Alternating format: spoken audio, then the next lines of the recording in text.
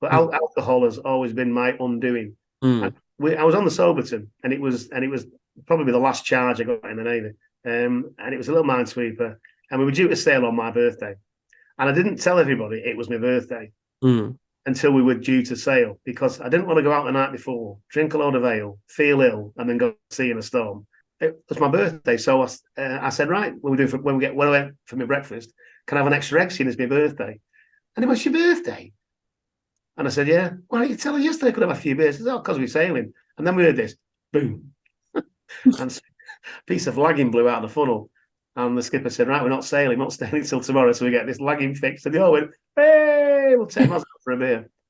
That's what they did. They took me ashore. So I drank way, way, way too much beer to the point where I couldn't really see. And the whole ship's company, bar the skipper and the duty crew, were drinking with me in a place called Inverkeithing in Scotland. And I had 3 pints in front of me. And somebody said, it's your round, Moz, and you need to start shifting these beers. So I said, I can't drink any more beer. I'll have and I just looked up, and all I could see in front of me was Pernod.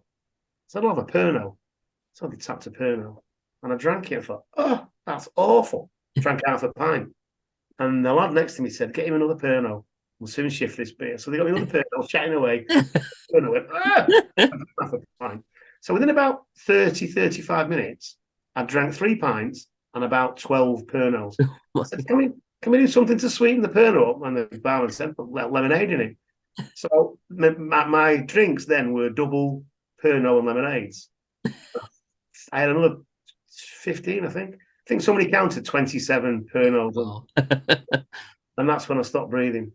And they're trying to get me back on board. And it was officers' rounds. So they come round the dockyard. It was only 8 o'clock in the evening. And I was not going down below. And when they tried to get me down the ladder, I was holding onto a stanchion and fighting people. I'm not going down there. It felt like to me that there were flames coming out of the ship, Oh, really? out of the hatch. And I thought, if I go down there, I'm going to die. Mm. Whatever that subconscious was telling me not to go down there. And it's while they were grappling with me that I stopped breathing. And so they got an ambulance and they gave me oxygen, CPR, oxygen, into sick bay. And then when they realised somebody said he's drank a lot of alcohol, they stomach pumped me. And then at some point in the night, I think around about midnight, they said I was fit enough to spend the rest of the night in cells. So I was in the cells. And the Master at Arms came in, who was like a chief of police in the naval dockyard. And he came in and he said, I've spoke to your skipper and your regulating officer on the ship, and they tell me that you're a good lad.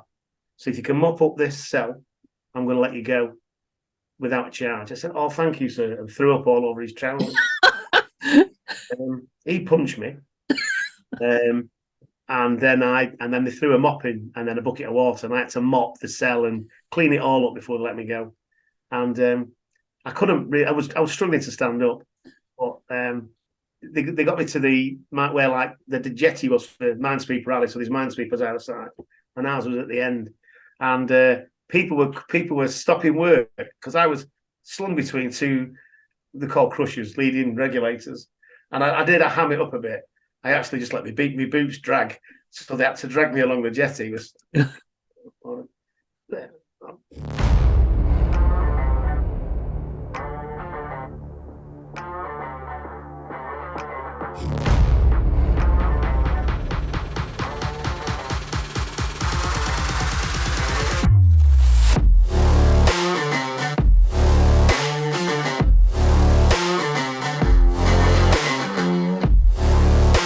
Hi there, everyone.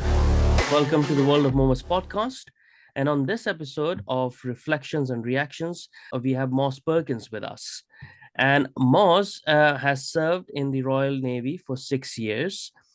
He has also written a 3-part autobiography of his time in the Royal Navy. It's a true story of life in Greater Manchester through the 60s and 70s that pushed a boy to become a man in the Royal Navy. It's called Born in Stockport, Grew Up in the Royal Navy. Moz Perkins is also Secretary of Stockport Armed Forces Community Organization, Chairman of Royal Naval Association of the Stockport branch, Ambassador for Project Recce, which is a charity that helps serving personnel transition into construction roles. So today we are going to talk about um, basically the life in Royal Navy and how people transition into that life, or how people get into that life, and what has changed over time, so far from the previous generation to the newer generation. So hi there, Moz, how are you? I'm fine, thanks, Momus. How are you? Yeah, I'm not bad, thank you very much. I still have a bit of cold, but I'm fighting it off. It's definitely a winter of bugs this year. There's Yeah. cats and lots of things. Yeah, it does seem like that, doesn't it? So your six before we start about your 6 years in the Royal Navy, what made you, choose the Royal Navy? Why Royal Navy? Good question. So when I was a child growing up, the national service was still prevalent, and most of my family had served in the forces, and they'd either served during the war, Second World War, or they were doing national service. Uh, Mm, and I was brought up on their tail, so they would tell me funny stories, and I just thought it was really exciting. And I think the crux moment was my dad and my uncle took me and my brother to the Earl's Court to see the Royal Tournament, and the Royal Tournament was just this live flash bang, lots and lots of different things going on that were delivered by the military. It just blew me away. So I think from the age of about 7, I was always going to go in the forces. yeah. Tried cadets, didn't particularly like it. Thought there was a bit too much, too stiff for me. And same as Mm. the air cadets. And I joined the sea cadets because they had a band, and I used to play a drum in the band, and it was great fun. We went to band competitions all over the north of England. Like, because there is a huge difference between the Navy and the rest of the armed forces, and I don't know, like, correct me if I'm wrong. I think so. It's because you put on a ship, right, and you are disconnected from the rest of the world, like you're an island of your own. So there's a different sort of camaraderie over there. So even within the peacetime, you have that element of the wartime, because you're constantly in danger in the sea, and you have to depend on your on your colleagues and stuff. But the within other parts of the armed forces, they're training, and it doesn't give the same feeling. Is that something I'm hitting the mark, or? Sort of. I think my colleagues who served in the army and the air force would argue, and they used to go on exercises. And of course, most of my army friends have served in theatres of war, Mm, in real theatres of war, mm, and I haven't. So I think they would argue quite differently in that case. But yeah. your point about being locked away, be on a ship, you're in Mm, a you're in a box, which is a series connected to a series of boxes, yeah. and different people live in those boxes, work in those boxes, and a ship's a fighting platform. At the end of the day, it's there Mm, to carry aircraft or carry missiles or large caliber weapons to take to the enemy, whoever that enemy is.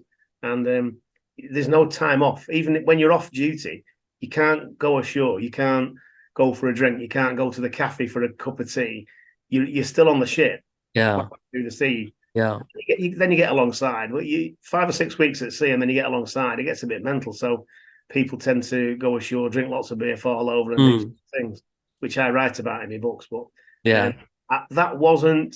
I wasn't expecting that, and I think Mm, psychologically, there's quite a change comes over you when you're part of a team on a ship, and you have to get on with each other. Not everyone does, yeah. um, and tensions arise, and frictions caused by the close proximity of other people. Yeah. Yeah, definitely. um so do you think it's the same now? Like, obviously it won't be the same now as it was before. And I've also seen, like, over time we have reduced the naval personnels. We used to, like, Britain used to rule the waves, right? So the navy is supposed to be the most important, but it seems like it seems to be lagging behind or something. All three armed forces have had Mm, serious yeah. reduction since I served. Mm, And in the 1970s, it was already reducing yeah. because lots of different factors. So some of those factors were the British Empire became the Commonwealth, and mm, lots of countries took independence, which is the right thing to do. mm. And there wasn't a need to protect places all around the world, and that was a Mm. reducing role for all the armed forces. And so during the 60s, 70s, and 80s, lots of bases were closed, lots of naval dockyards were closed, Mm. and now we seem to be at the kind of bare minimum, and there are certain things, certain roles that the Navy can still undertake, but perhaps not as many as they could undertake 40 years. Before, yeah. But so like even in your time, right? Your time and before your time, people could get away with a lot of things that they can't get away now, right? Especially like probably the people in the Navy. So that must have changed for the newcomers right now because they have to be more careful since, there's more eyes now on people. Yeah, I agree. I mean, there's cameras everywhere for one thing, but I Mm, think the Navy's a different Navy insofar as it's far more technical. So the mm, role that I undertook has been phased out, and some of the guys and girls I serve with, their roles no longer exist. So I think today's Navy is mm, far more specialised in terms of its technical ability and its technical capability, and mm, ratings that are serving today are definitely um, I'm not necessarily more switched on or less switched on, but they carry out much more technical roles. And I mm, think that's the single biggest difference. And ships these days have got rely on computers far to a great degree, which is far from our time. There were no real computers. It was quite limited in the 1970s. And there was lots of mechanical devices. yeah. So you had functions that their sole role was to maintain the mechanical devices. And in our Mm, case, it was deliver communications across some kit that was uh, quite clever in its day, but it's yeah. just so old now. It doesn't bear any real relation. And today, with satellite comms and satellite navigation systems and everything else, ships Yeah. and aircraft can move around the world and need less manual intervention than they used to do. As in my time, it just seemed to be quite heavy on manual intervention in everything we did. But if you think about it, people like even way, way, way before when they were on like ships with sails and in the Navy, but that must have been even a different like sort of a world. Like they would have specializations that we don't have anymore. Yeah, that's very true. And I suspect going forward that rate of evolution will continue. Mm, Um, yeah, but it's definitely more technical. And more I technical. and I think the other thing as well is at the time I joined up, there were the man management was very different from what it is today. And I think today Mm, it's more. There seems to be more professional respect and a narrower gap between officers and ratings. That's my opinion. Uh, yeah. whereas in the 70s, that gap was quite great, and certainly there were people who looked down on ratings. Mm, Certain officers had no time, and yeah. that's something that I've not forgot. Mm. So from what you can see, what you're involved with all the other things as well, um, is there still more of a desire for, especially for men, young men, to go on an adventure, to answer the call of adventure and get on the Navy, or is it becoming harder to recruit people in the Royal Navy? I think judging by what I see on social media and I know through friends whose children have joined Hmm. the Navy, is there is a shortage of good quality personnel in Hmm. all levels of the organisation, and certainly it's been reasonably well publicised that some ships haven't sailed because they haven't got enough crew, and I think that's quite a sad state of affairs. However, if you Hmm. look at it from the other side and you look at it from a completely public view, all they see of armed forces personnel is people struggling with PTSD issues, people Yeah. struggling with pension issues, and mental health is a Hmm. much broader subject, and it's much wider understood today than it's ever been. And I think for a long period of time that wasn't the case. I'm involved in dealing with some individuals who we try to get support for, and sometimes the support is there but has a big delay, and sometimes the support isn't there. So a young person looking in or looking in on us might suggest, why should I do that? and, Mm, and it's, to some people it's just a job. For me, I was incredibly proud to join the Royal Navy yeah. and serve my Queen and country as Yeah. it King today, and I Mm. felt very proud. I'm still immensely proud of what I did. So And this must be it, right? Like a major part of it is also the cultural change, because I also think this is not a job. I mean, it takes special kind of people to answer the call to serve your king and your country, right? So it's a great honor to be like, to be involved in this endeavor. But there is a cultural change as far as I can see, like it doesn't, people don't see history in context. There's a lot of Britain bashing going on within Britain, which I really dislike. Sorry.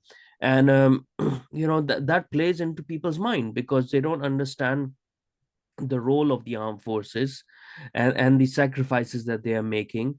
And yes, when you're involved in certain things, you have PTSD and stuff like that.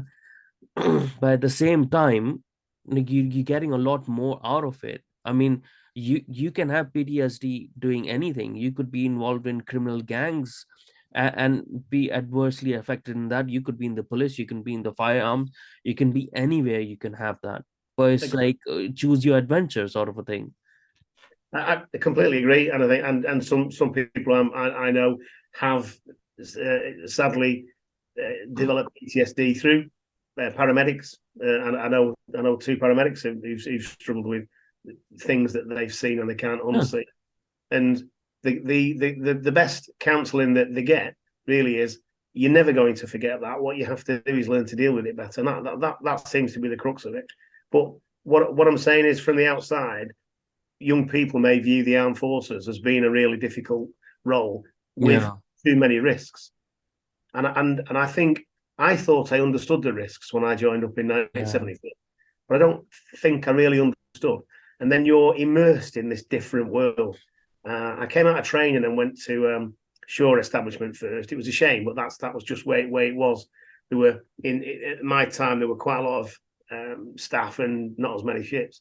Mm. Day, but I was on a grander scale. We had over 100 warships when I served. Now today, I think there's 23 from Oh. 25 or something, and then you've got patrol boats and some other things. But in terms of ships that can deliver something, we have far less today than we ever used to do.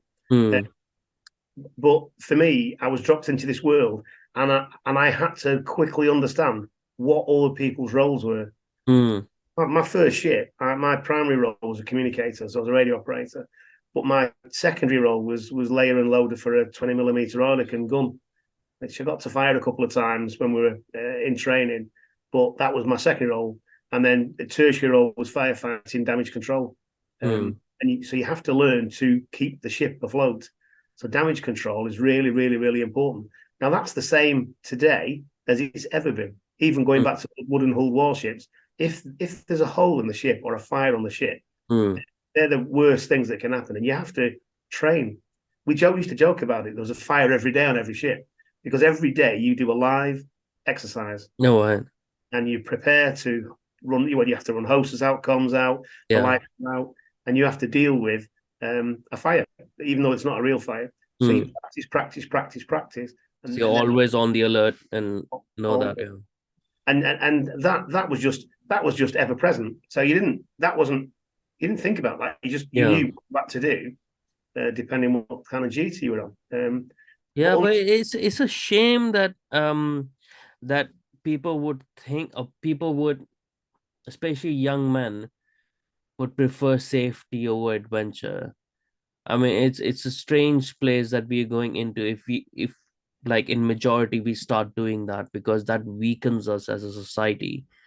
Um, because there's risk in everything. There's risk, like, going outside and like getting hit by a bus. That doesn't matter. It's just, yeah, that temerity, that sort of like inner steel and stuff. I see that in society that we are, the more comfortable that we are getting, the more things are being done for us by the government or by the system and stuff. We are less and less inclined to take risks in life, and we want safety and comfort over like actual adventure. And I think so that that itself, I would say, creates different kind of mental health issues, especially within men, because men, if they don't go for an adventure, if they don't choose an adventure in their life, whatever it might be, filled with purpose and stuff, they start losing their way really, really quickly. Some do, and people fall into all sorts of situations because of it.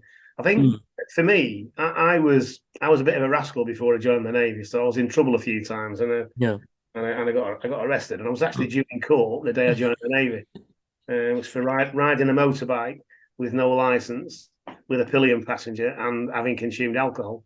Yeah. Uh, But that's the thing, like, like you were already adventurous, right? yeah. But and the navy actually gave you a direction to, and a way to channel your adventure properly. We see so many people that so many men, these young boys and stuff, who are wayward, they're committing crimes, and like, they, if they answer that call instead. But also we don't have that capacity anymore to have more armed personnel, but that used to be a way to bring these sort of people in and show them a better way. It did, and the armed forces aren't geared up to that sort of thing anymore. Mm, It was a national service, which is a lot about um, providing a defence for the country for one thing, but yeah. also providing some stiff direction for young people. Mm, And in my case, I got into trouble a lot. So when I joined the navy, it didn't stop me from doing stupid things, and I got locked up quite a few times. I think my first up until 1977, I had two appearances in civilian courts, and I've actually lost count whether it was 10 or 12 or 15 on board offences, which is either fighting or drinking yeah. or doing something wrong, and that was me being a little bit directionless, and what you just Mm, referred to before, and the navy, I caught the navy just went there, and I no, there, we need you to do this. And it can be a little bit claustrophobic. It can be difficult when you, mm, like me, I'm quite a rebellious soul. yeah. So what it did was it did give me direction. And, Mm, and I know for a fact that if I hadn't joined the Royal Navy, if I hadn't gone through that mm, process, I mean, my mum and dad are wonderful. My mum's passed away now, but wonderful, wonderful, wonderful people with very, very, very strong family mm, values.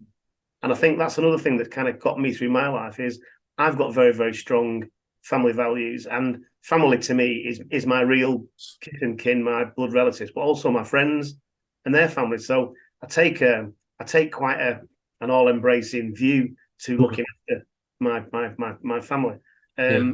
and that in the Royal Navy, when you've got other people and then you're living very, very close to people, Mm, you're literally sleeping next to someone with a thin sheet of metal in between you, yeah. or your toes are touching somebody's head, or Yeah. somebody's toes are touching your head. You reach up and I'm touching a bed. You Yeah. reach down and I'm touching a bed. So when you live in that kind of compressed environment, you have to get on, even though there might be somebody in that mess who you don't like and doesn't like. Yeah. You have to get on because But you. it's like your brothers, isn't it? Because they get more closer than your brothers, because they're taking that risks with you. But it's like you have siblings, you might not like them all the time, but you have to love them. That sort of thing. You have to get along because they're siblings, and you have to get over certain things and just forgive and forget, and sort of a thing, give and take. Yeah. I mean, it's so. Tell me, like, some sort of like your most favorite story, the most trouble that you've got into, or like first most troublesome thing, and then we'll go on to something that you're really proud of. Okay, so most troublesome thing probably, and maybe started me off on a bad foot on the ship was a fight between sailors. So there were six of us and four of them, and we'd been drinking all day. I think they'd been drinking all day. We were walking in between a base and the dockyard, a short walk in Rosyth. And a taxi pulled up, and these guys get out of the taxi. Well, 3 of them stepped out and 1 fell out, and we just heard this kadunk. So we offered to help. Do you need some help? And they kind of effed us off and said, do your own thing, like kind of thing. And I was stood at the taxi thinking, by God, this man's big. And he was taller than me, and his knees were still in the taxi. Which we thought was funny because he was laying on his back on the floor, and his legs in the taxi. So he stood up, and he was enormous, about 6'8". And he started throwing punches, and he had a Geordie accent, and my mate was a Geordie. He turned around and went, "Oh, he's a Geordie." Straight into a punch. So he just kicked off immediately. And the 10 of us were battling on the road. And we got arrested. We got arrested by the Ministry of Defence Police and the Naval Patrol and got locked up. And it was because there were 6 of us and we went to the commander's table. You can all give your own story. Yeah. Or you can elect somebody to speak on your behalf. And we elected our officer, our signals communication officer, to speak on our behalf. And he took all the notes and everything, and he portrayed what we'd done, that the fact that we hadn't started the fight, they'd got a bit angry, and they hit our mate first, we were defending him, and so on and so forth. And we seemed to be getting there. And the commander said, "So how long did we?" The big man, we ended up having to kick him to get him off our mate. And the commander asked the question, "So how long were you kicking this man in the head for?" And he looked down at his notes, and we'd said the whole fight lasted 3 minutes. From start to finish, it was 3 minutes. So he said, "Yes, sir, 3 minutes." And he went, 3 minutes? You were kicking this man in the head for 3 minutes? And we had to stand there and go, no, the whole fight was 3 minutes. We got kicked in the head once. Yeah. And that was it. And went downhill. So we got 7 days number 9's punishment and 14 days stoppage of leave. But then what does that involve, that punishment? So the punishment is 5 hours work a day on top of what you're doing. Oh, so wow. When you're at sea, and what is the normal sort of a thing a day? A day, you're probably working between 8 and 10 hours every day on your part of ship. Wow. So that would be like 15, 16 hours then. And if you're doing something called a replenishment at sea, the whole ship's company have to join in replenishment at sea. So you might do another 2 hours on a day. And the 5 hours extra work was in the kitchen. So you were scrubbing pans. Oh, right. Yeah. I'm an expert at cleaning pans. Yeah. With or without a Brillo pad. And that kind of set the scene. So things that happened after that, I just got, it's Perkins. So Perkins was in trouble more so than most of his colleagues because of that first big offence. Yeah, you got marked as a troublemaker. I did. So in terms of my I think my greatest success was on my last draft, which was a little minesweeper called HMS Soberton. And our captain went on to become Admiral of the Fleet, Commander-in-Chief, Royal Navy. And we took a ship out of refit. So the ship goes into a dockyard and it's completely stripped. Everything's taken apart, rebuilt. You get new elements to the ship, new parts of things. And then you have to make that ship seaworthy. And I was 22 years old. So really very, very young to have as an NCO and be responsible for putting aerials up, being responsible for fitting out a comms office, working with the dockyard. And it was a civilian refit, one of the first total ship refits by a civilian dockyard or civilians. And they were quite heavily unionised. And there was a wonderful moment where we put something up called the main roof, and it's a whole series of copper cables, copper wires, which have to be spliced and insulated. And I said, right, well, I'll do that. And the dockyard foreman said, no, we do that. You don't touch anything. And he said, so how do we do it? So I had to sit as a technical advisor to a dockyard team, putting up my aerials. And some of them hadn't done some of the types of work. And so getting the ship, doing my part to get a ship ready to join the fleet. Yeah. You have to be kind of past fit to join the fleet. So you go through something called flag officer sea training, and you have to pass, and you put under intense pressure for a 2, 3, 4 week period test, and you either go back to start again, or you pass and you enter the fleet and you become operational. And it was there was quite a significant moment, and that success was shared because everybody on the ship, everybody with any form of responsibility for doing something, all came through that process. Hmm. A fantastic team bonding thing. How long had you been in the Navy till that time? 4.5 years. Yeah, so that's like so that but that was towards the end of your like you said before, but still like you were so young Yes. and to have achieved that. Yeah. And I was strangely enough, I was only talking about this last night with some friends, that I went for a job working for the job was working for ferrymasters, part of P&O, and Hmm. they didn't believe that I had the experience I had as a 23-year-old. No, you Yeah, can't have done that. And I said, well, it's on my documents. And this guy yeah. said, I don't understand what they are. And then he dismissed them. He dismissed my 6-year military record Come because on. he didn't understand it. I said, well, can I explain? He said, no, it's too late now. You haven't got the job. It was I was a very, very angry man. Yeah, He essentially called me a liar. seriously. And I've had a serious disdain for ferrymasters and P&O ever since. But yeah, that's another Did you thing. ever go back to him and sort of no, didn't give him. So like you left the Navy when you were 23 then, around 23, 23 and a half, someday around that time. Yeah. So what did you do from like what kind of what fields of work did you go into? So my dad said I was a fool for coming out of the Navy and I should have stayed in because unemployment was terrible at 1 million, just topped 1 million, which is Wow. nothing compared to what it's been in recent years. But anyway, Hmm. work was quite scarce, and I did some work experience in the construction sector. Hmm. Um, I did some work experience with family and friends in a delivery truck with an uncle, Hmm. and then I did start work at one place, which was a complete farce. I was there for 45 minutes. I went in 15 minutes early, and after 30 minutes of paid time, I walked out Hmm. because it wasn't what was advertised. Because I stand up and I speak, and which has been one of my greatest failings or greatest weaknesses, and it's also one of my greatest strengths because Yeah. if I see something that's not right, I You challenge have to speak up. Yeah. it. I do, and I still today as a 66-year-old young man, Yeah. uh, and I did something last night where I stood up and said that's not right. Yeah. Funnily enough, um, and it was quite difficult. I applied for 30, 40 jobs over a month period, managed to get 2 interviews and got one job. And the job I got was working for the local council in Hmm. an emergency control room. So it was kind of doing some things like I'd done in the Navy, but Yeah. it was passing work out to highways, street lighting, building maintenance gangs. So did you stay there till your retirement or No, so I was there for 10 years. Um, 10 years still big it amount was, of it was, time? a, it was a big, long time for me. It was working shifts.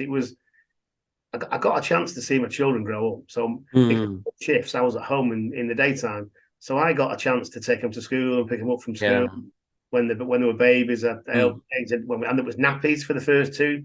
Didn't didn't understand anything about Pampers. We used old fashioned terry towel Yeah. nappies needed crashing out in a bucket in the night. And so that was great for me from a family perspective, but it wasn't testing my Hmm. intellect sufficiently. Hmm. I applied for a job and which I got on the trams in Manchester on Metrolink. Hmm. Started there as a senior controller and went through them and left as operations director. Oh, nice. And then I went kind of back into from there. I went into the construction sector or highways and transportation again. First of all as a consultant, and then working for a contractor called Skanska, really big company. And it was from Skanska that I retired in 2018. Hmm. Um, Loved my time. So I think why did you to go back to your dad's question, why did you leave the Navy then? Like what made you what was it? I met Beverly. I met my I met my Oh, I met yeah, my soulmate, and yeah. there's a You can't match like because the Navy you're out for so long. Yeah, I can understand that. Yeah. and for it's in my books, funny enough, but it's quite a long story. I'll try and summarize it. But I planned to come out and I had to give 18 months notice. So Hmm. 4.5 years, I gave 18 months notice, which Hmm. got me to 6 years. And in that time, circumstances changed, and we brought our wedding forward. So it meant several things. We didn't have enough money to do everything we wanted to do. Mm. We bought a house and that was it. So we had no honeymoon. Unless you call a weekend in Conway a honeymoon, but that was about the nearest thing we got to a honeymoon. We had no money. But I also wanted to try, because I did listen to my dad, who said, think about it. And it was actually a trial period. So we got married in the May. Mm. I saw my wife twice between May and December, May and November. And so That's hard. it's very, very difficult. Yeah. But, especially when you are like family oriented. So yeah. And we, in May next year, we'll have been married 44 years. Mm. All the things I've done, and it was a big decision. Yeah. And I think another potential success was my captain, my commanding officer, on the last day as I left the ship. He said, "Just sit down for a minute," and he flipped a piece of paper around on his desk, and it was a commission warrant, and he was offering me to stay in the Navy and become an officer. Oh wow. And I was just blown away. So I was like, At that age as well, like wow. Yeah. staggered. He said, "We the Navy needs people like you." And I said, "What? Even with all my troubles and whatnot?" He said, "You used to describe me as bouncing in a box. I was always wanting to do something. I'm probably a bit ADHD, to be honest, and I've been diagnosed, but I probably am, because I'm always thinking about what comes next, what am I doing next, It's a strange sensation, and I've learned to try and enjoy the moment a lot better. Yeah. Bounce around here, but I didn't think I would have done very well as an officer. And I thanked him very much and walked out the door. I have seen him since several times at different events. I got an invite to his retirement, one of his retirement days, which was just amazing. Yeah. And he said, you always were ambitious. You always were wanting to do things. You wanted to be a success. I could see that. And I wouldn't have described it that way when I was a kid. I understand it now. I didn't then. Yeah. But that's the thing, like they see things in you, obviously, at that age, but you're not able to see that yourself. Yeah, I mean, but that was a big thing to give up, a commission to be an officer at that age. That would have set you up like in a way different sort of life. But it's not like, but you had to choose between that or having more close connection with the family, basically, or having a future connection with the family. Yeah, I knew colleagues in the Navy and since their marriages have folded because they were away too much. And whether they took advantage of that separation and did other things which caused problems, they or their wives, that separation is not a good thing. And I 2006, I turned down an opportunity to work in the Middle East because my wife didn't want to go, and our children were still at school and at college at the time. Yeah, and I knew it wouldn't have worked if I'd have spent 6 months at a time not seeing them. That's just like giving up. Giving up on your family. It felt like to me. Yeah. Which is why I left. Why I left the trams. So it got new owners, and I could have stayed with a company called Serco, but I didn't. I made a choice to do something else. It was very similar to when I left the Navy. Yeah. Making that choice to do something else. Yeah. Talk to anybody. You'll have done it yourself. You'll have changed jobs at some point, and you question everything. You question, is it going to be a success? I'm like, what's going to happen? And then there's that period of time when you're on probation. They might decide they don't like you, and you're going to get the elbow, and then. And then you learn new ways. You might be doing the same job, but it's a different environment. You're learning new ways. But that I find that adventurous as well, because I change my jobs a lot as well. Quite often, because I just want that feeling again of of not knowing stuff, putting myself in that position of not knowing and trying to learn, like sort of a thing. When I went to Atkins, my boss, my MD there, said, "So why have you made this change?" Because it was a significant change from going from an operational management role into a consultancy role. I said, "Well, to me, it's something new, something exciting," and I use analogies quite often. And I said, "I feel like I've packed the parachute, so the parachute is there, but I've packed it. I know what's in that bag. Yeah, I jump out of the plane and I pull the ripcord, and I'll only know if I'm a success if the parachute opens." And he thought it was hilarious.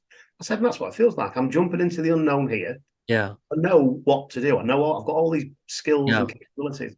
But it's Yeah. still, You back yourself. You have confidence in your own ability, yeah. you know, to be able to be successful. But this is the thing as well, like um your 6 years in the Navy set you up as well, like for that life, to have that confidence in you.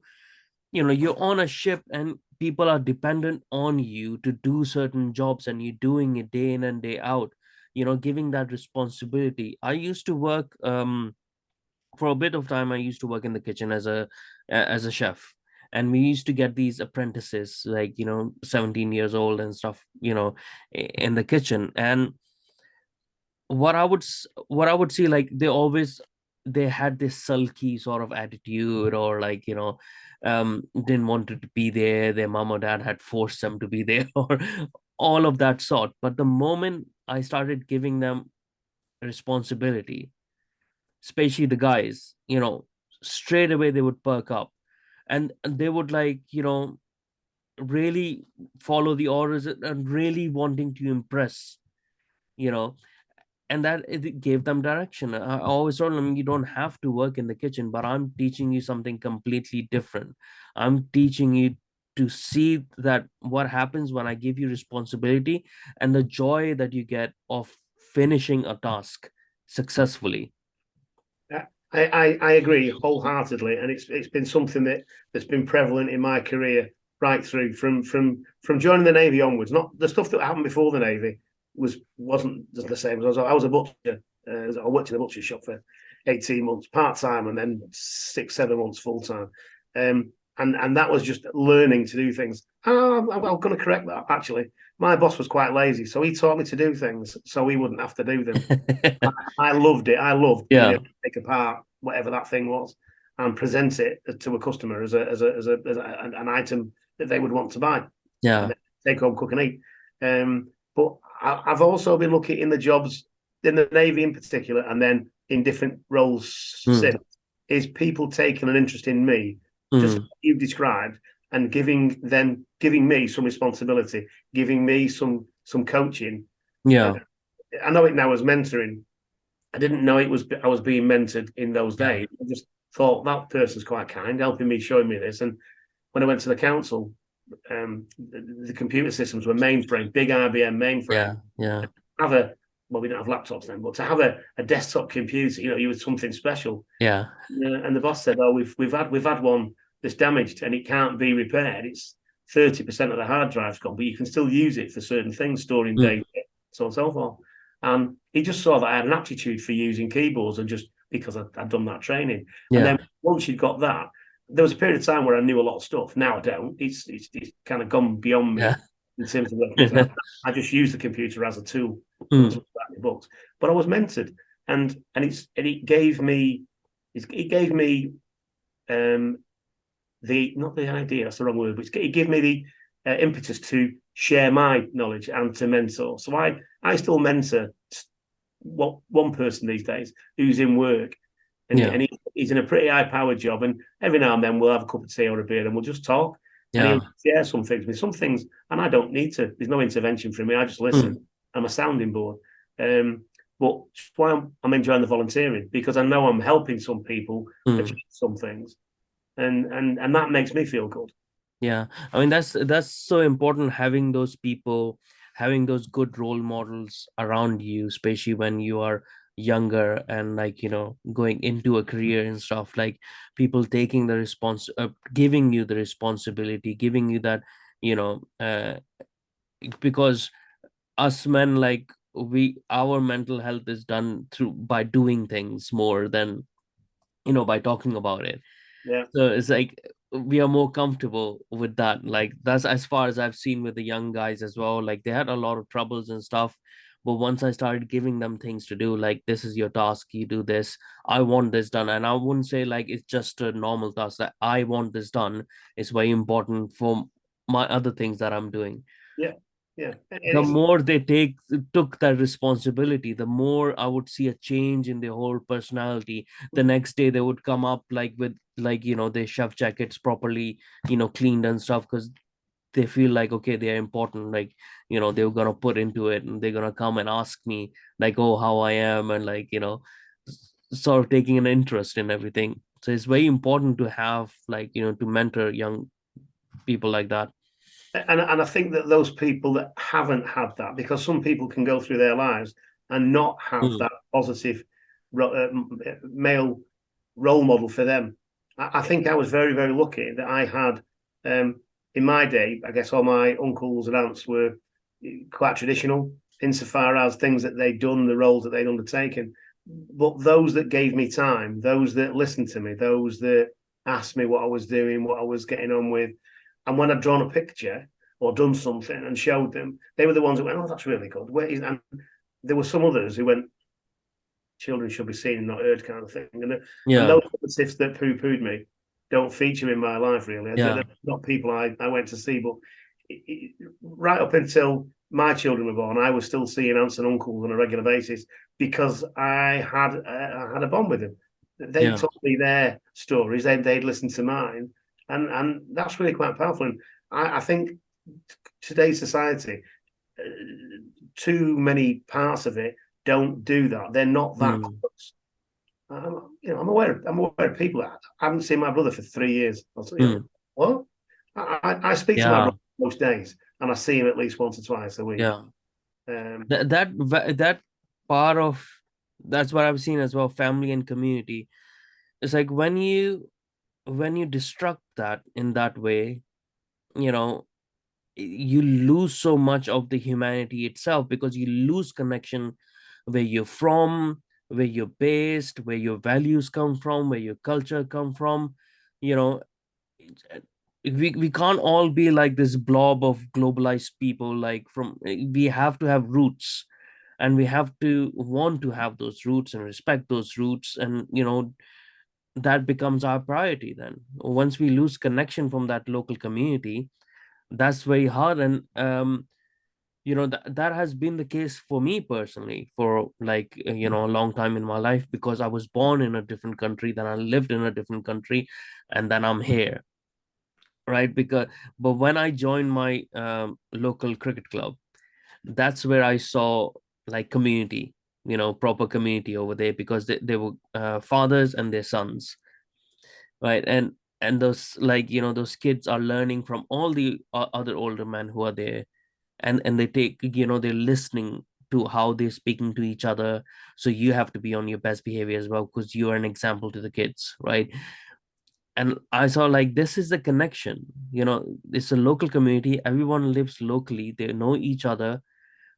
That's how you create that connection with people. Once you start losing it, then you don't know what are the consequences of it, because you're not looking up to anyone, you're not wanting to impress anyone, because everyone wants to, younger boys want to impress someone, and if they don't get the right role models, then they're going trying to impress the wrong kind of people. That's why we have the gang cultures and stuff. well, I've got six grandchildren, and uh, three girls, three boys, and the girls have all got good role models in their mums. Mm, The girls have all got good role models in their grandmas, and that's really, it's really, really important.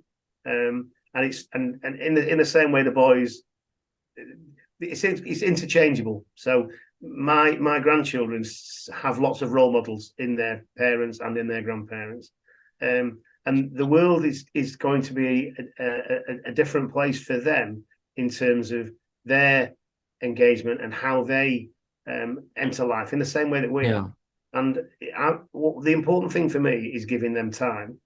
And yeah, no matter what it is, if they want to show me something, if they want to tell me something, if they want to read a book, if they yeah, want to draw something, ask me to draw something, we draw. yeah. And Because it's those memories that they're going to take ahead, and then when it's their time to be in your position, they'll remember what was done for them, and they would want to do that as well, like pay it forward, sort of a thing. yeah, but as we know, not all families are the same. And Yeah. my parents, really, really important role models for me. Mm. As I said, strong family values. My brother, my sister, my nieces. we're very close. We use social media to our advantage, even though we all live in the same town, which is Yeah. useful. There's 5 miles separates, whatever that is, 27 people. Yeah. And we can pop round, help, we visit, Yeah. and we engage socially, Yeah. and share stuff. So But it's this good to have that network around you, like, 27, family members, all connected, all there to help each other. And, that's why, yeah. But I know, like, all families are not the same and people have different situations, and, you know, but at least we have to put out this positive message, because that is something to aspire to, right? Like, to have, like, let's say, if someone doesn't have a family, if they are, if they're orphaned, or if they are, like, separated, and they have step parents and whatnot, but at least they need to aspire to something positive, right? So that when it's their time to have a family, that going forward they create that for their kids, and learn the lessons and not replicate what had been done to them. And that's important, because I think so that's what we are missing, and that's what the armed forces provides for, people, or used to provide more for the people, that they would get the mentorship, they would get the idea of a family and wanting to that connection. they do, I honestly believe that's the same today as it ever has been. Yeah. I think the forces in particular are a family, and I'm still in contact with some guys I served with 43 years ago. Yeah. We meet socially, not as often as we probably should do, but we meet every 3 or 4 months, and then we have one weekend just for the day, and then we have one weekend away in Portsmouth, when a lot of us rock up and we reminisce. Yeah. Whilst we're also reminiscing, we're sharing with each other our successes that we've Yeah. got, and how our families are doing. So I'll never lose that bond. Yeah. It's simple as that. And I might not see them often, but as soon as we do, you're completely comfortable in each other's company. Yeah. Well, tell us another story, but not where you were in trouble, but something like, that you and your group did, or something that you're proud of, another thing or something. So I think that our town there's something called Armed Forces Day. Mm. It's introduced by Gordon Brown's government, I think, and an opportunity to celebrate all that we do in the armed forces. Mm. So Stockport had contributed some money towards several small events that took place in different parts of the town. And we came together and said, we should be better than this. Having seen how some other towns and cities celebrated the day, we didn't think we were doing enough. It was quite funny that our challenge up from the ground level of veterans and serving people and cadets and instructors, we'd reached up at the same time as the Lord Lieutenant's office.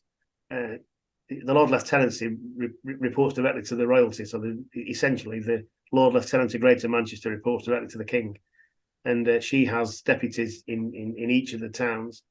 And our deputy Lord Lieutenant was pushing down, saying, "Why don't we do better in Stockport?" So we met and talked about doing something grand. So we talked about running an event in Stockport that had never been run before.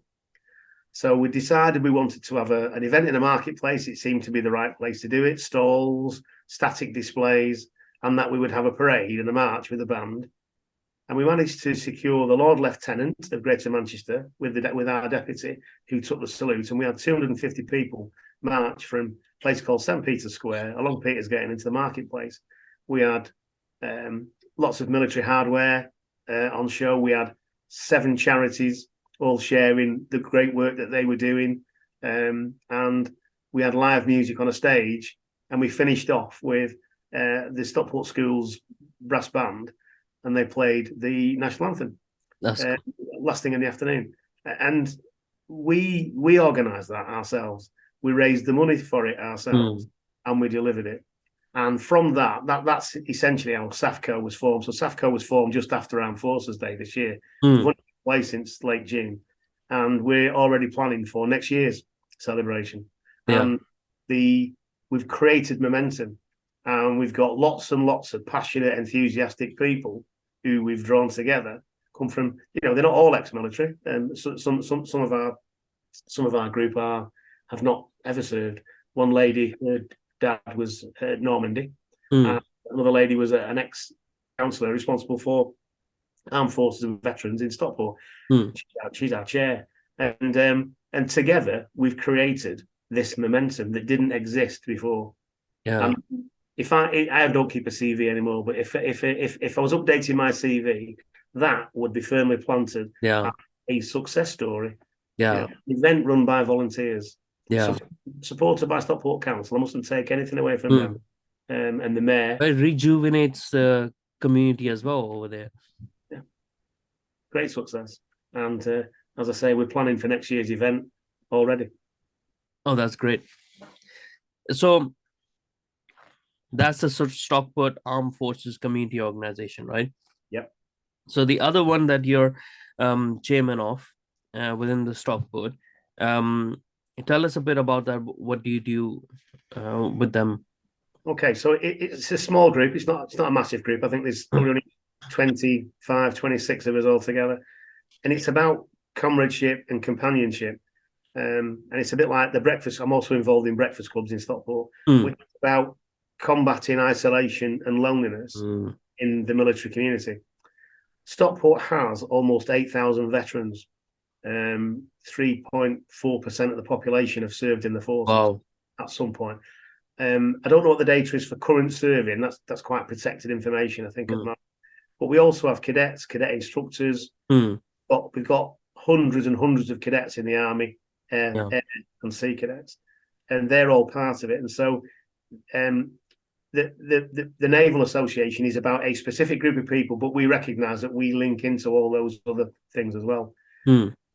We have a memorial regarding a ship that was called SS Stockport, which was a convoy rescue ship. During the Second World War, we needed to bring goods in, which mainly came across the Atlantic from the States, and we were losing freight ships at a ridiculous rate every day. There were ships would be sunk by the Germans, and so the government of the day created these convoy rescue ships, and they were designed to be slightly faster than the freight vessels. And as I'll go back a little bit because we tell this story every year, and whilst we and the Americans were building ships faster than they were being sunk, they were running out of crews. So whilst it was a positive thing that they could keep building ships, they were losing too many crews. So these rescue ships, their sole role was to pull men out of the water and stop them from drowning. And sadly, it rescued one of the highest records of rescuing people. And one particular day, it rescued 60 odd. Well, they're not sure whether it was 60 or 120, but there was 60 crew, and the ship was torpedoed and sank, loss of all hands. And it's a sad story. And we commemorate it every year. And there is a memorial in the town centre dedicated to it.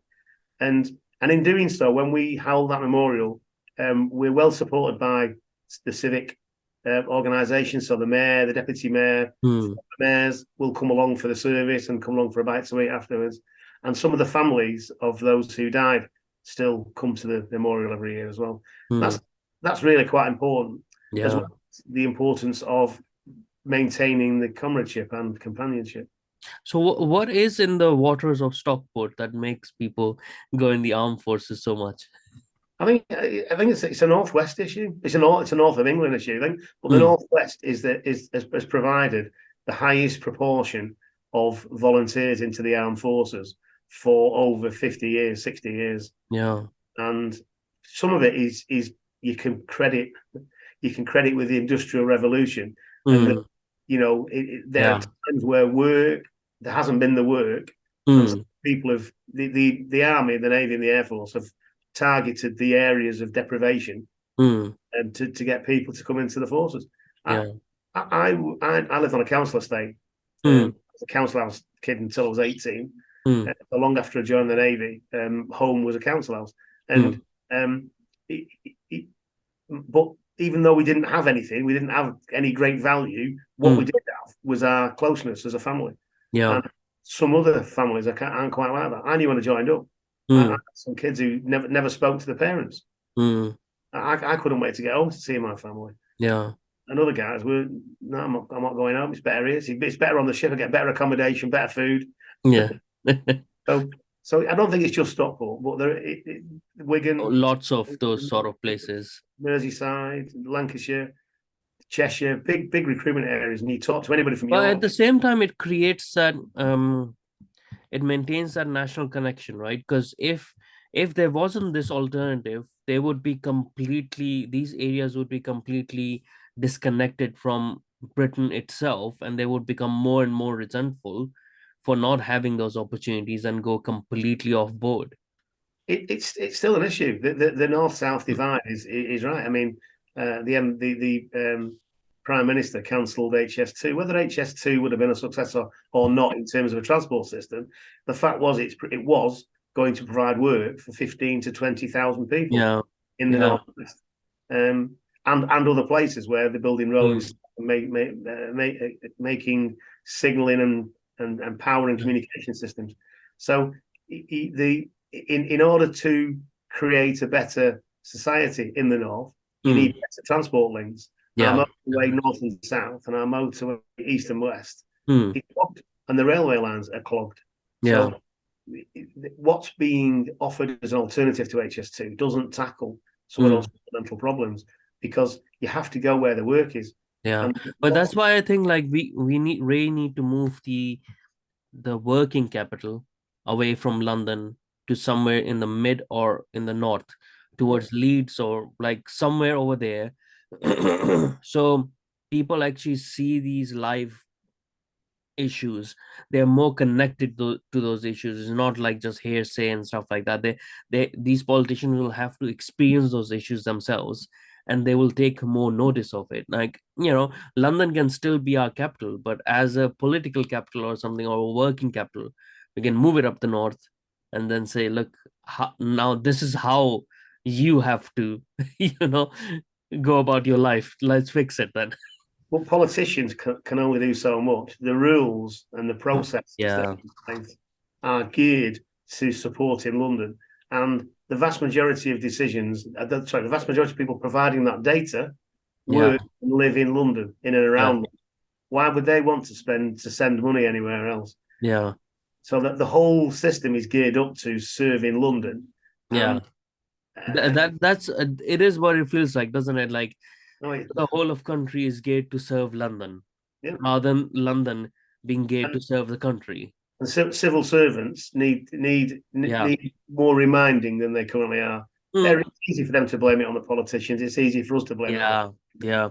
I mean, civil servants. that's the thing. Like, or within the local councils, the civil service, they're the engine of the government, and they kind of dissuade responsibility when they just blame the politicians. Like, well, politicians, like you said, they can only do as much. If you're going to frustrate their efforts, they're not going to be able to complete things because they only have 4 years, 5 years with them, you know.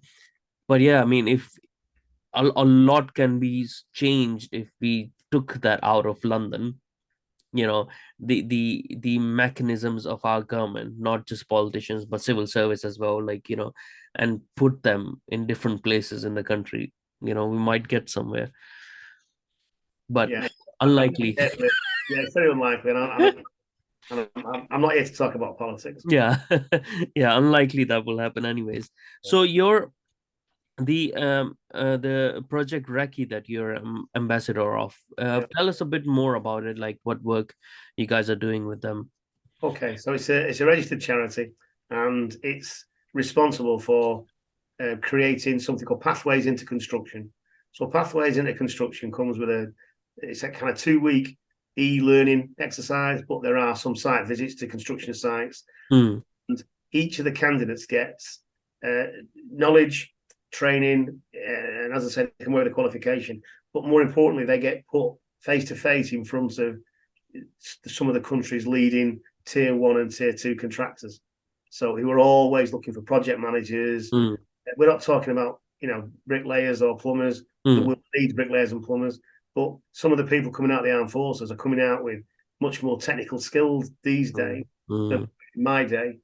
And certainly there are some people who've enjoyed working in the field and want to be in the field in an outside role, rather than being shut away in an office, or certainly not wanting to work in a factory, anything like that.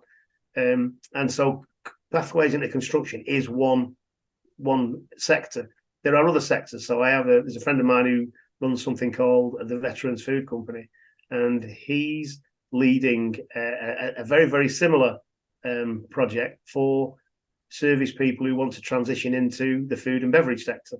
So with guarantees of jobs at the end of it. So Project Recce at the moment has got a 93% success rate, that current serving personnel and people who've left are in difficulty, because we reach out to some quite needy folk, and they are offered the training support and put in front of potential employers who are looking for lots of different types of roles.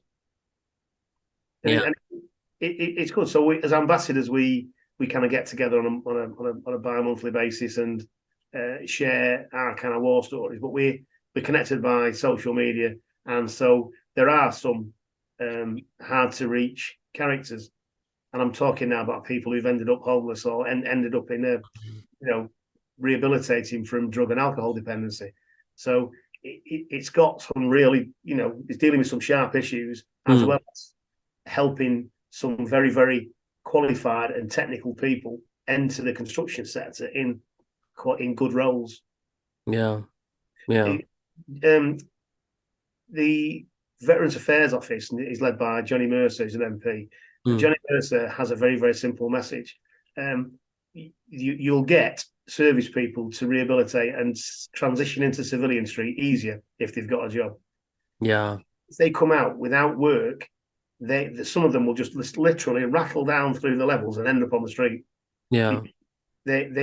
One thing that the military does is institutionalize you. You're fed 3 hot meals a day. Yeah. Somebody is responsible for feeding you. Somebody is responsible for providing the clothing for you. Somebody's helping you with the training. And then when you leave, the door closes, and the Ministry of Defence, this is personal argument of mine, shut the door on you. No way back. You can't knock on the door and say, "Hang on a minute, I forgot," or "Can I just have?" or "Can you help me, please?" The MOD now out there are companies and charities. They'll help you now. And it's difficult. At 23, I'd have described this. Here's my analogy. So, have you seen the movie Beetlejuice? Yeah. So in Beetlejuice, I always forget the couple who have died don't know they're dead. Yeah. And where they call Beetlejuice because they know they're dead, and he does something, and they step out the door, and as they step out the door of the house, the world changes. It's not the world they can see; it's snakes and sand and noises. That's what it feels like. Into Civvy Street, you don't know how things work. Yeah. I mean that in sincerity, and I think I'm a pretty bright person, and I got lost. Yeah. During nightmare that I'd never get a job, and the easiest thing to do would be to just go back in the Navy. Yeah. And people today are just the same. It's a different world, and there's different things going on, but it's still the same. That door closes, and some people are wide-eyed at the world. They know stuff cut through social media, but some of them don't know how to get a mortgage, don't know what to do. No, it's sort of like if you were for 10 years you were living in a hotel, right? And you didn't have to pay rent, you didn't have to pay your bills, you didn't have to do anything, and then all of a sudden you're buying a house and you have to take care of everything. Now you don't know. It's like, oh, I have to get the gutters cleaned, like even small things like that. It's just you don't know what's going on. No, and you kind of do. You do pay some rents and things in accommodation. But lots of those little things we've all just become accustomed to. Yeah, they're not, and they have to find the feet for a period of time. So the things anything that I can do to help somebody transition better than I did, then I think I've helped. Yeah. And those other people around me who do other similar kinds of roles we're just trying to help people find the feet. We're Yeah. not, and we're volunteers. We're not doing it for reward. We're not an Mm. agency or anything like that. But we Yeah. reckon people struggle. They really do. Yeah. I mean, it's important to have like spokespeople like within the MPs like Johnny Mercer and stuff who have experienced it firsthand themselves. It's very important to have that relevance, like, whatever policies they're going to push are going to be from their personal experiences. So it's, yeah, that's pretty good. Like, I I really want people to go and read your 3-part story about, like, about your time over there, because I want people to find that adventure. But like, tell us more of one more of the story from there, like especially somewhere where you got in trouble, just to have that fun. It's not all about it's not all about getting into trouble. And the book's actually it's my life story. So Mm. there's large elements of the book that are not about the services. They're about Yeah. how I've used those service experiences to deal with Mm. different. Yeah, which is important for people to. Yeah. You really must, and the fact that I was a good student until I was about 12 years old, Mm. and I succumbed to peer pressure, kind of thing.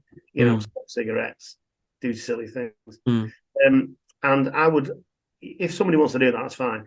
But I would rather say that's not the right thing to do. What I Mm. did is not the right approach. Yeah.